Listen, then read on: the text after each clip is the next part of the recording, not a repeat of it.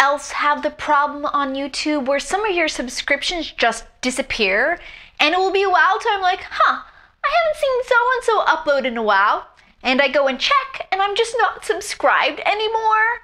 And so I resubscribe, but then I get all worried. Like, what are they going to think, that I had purposely unsubscribed at some point, or that I'm trying to clickbait them or something? It's quite mortifying. So if you're one of those lovely people who I've resubscribed to, I didn't unsubscribe on purpose. The Googles are against me. Anywho, let's talk young adult classics and fantasy.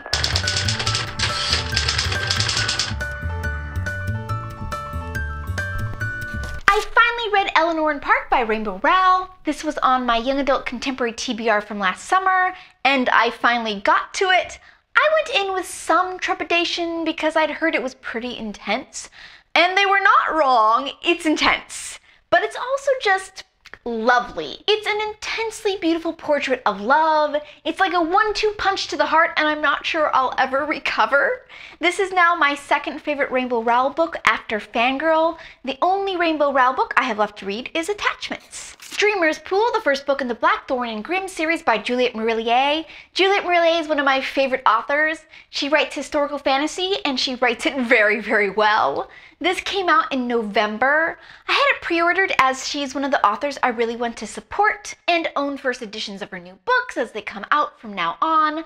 I did not get around to reading this till January, mainly because I didn't want to damage the book. I was waiting till my sister gave me the drawstring protective bags over Christmas so I could take it to work to read it during lunch. Anyway, this one is about a woman who is wrongfully imprisoned. One of the Fae visits her and tells her he'll free her, but she'll be bound to be a healer for a certain community for 7 years. She must help anyone and everyone who asks for her help. Grimm is a fellow prisoner who escapes with her and becomes her companion on her journey.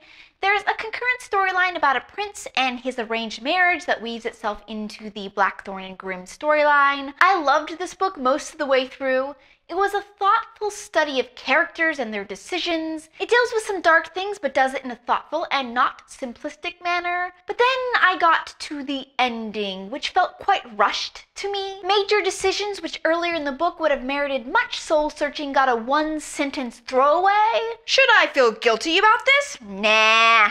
That left me a little unsettled, but I still really liked the characters and the concept and really want to see where the series goes. And I read Brave New World by Aldous Huxley. This was from my Classics TBR. I'm a big fan of 1984, so I was interested in reading Brave New World, as I never actually had to read it for school.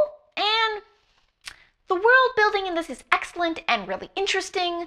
The plot, though, is very minimal. And what plot there is very obviously a construct to demonstrate the world building. So I don't know, it just felt incomplete to me. I mean, he made the point he was trying to make with this faux utopian world, but I just wish there had been a deeper plot to kind of drive it home, you know? I reread Stardust by Neil Gaiman in January. It was our book club book for the Hollywood Booklets. 'Twas my third time through. This is Neil Gaiman's fairy tale, and it's written in the old fairy tale style, so the writing style can take a little getting used to.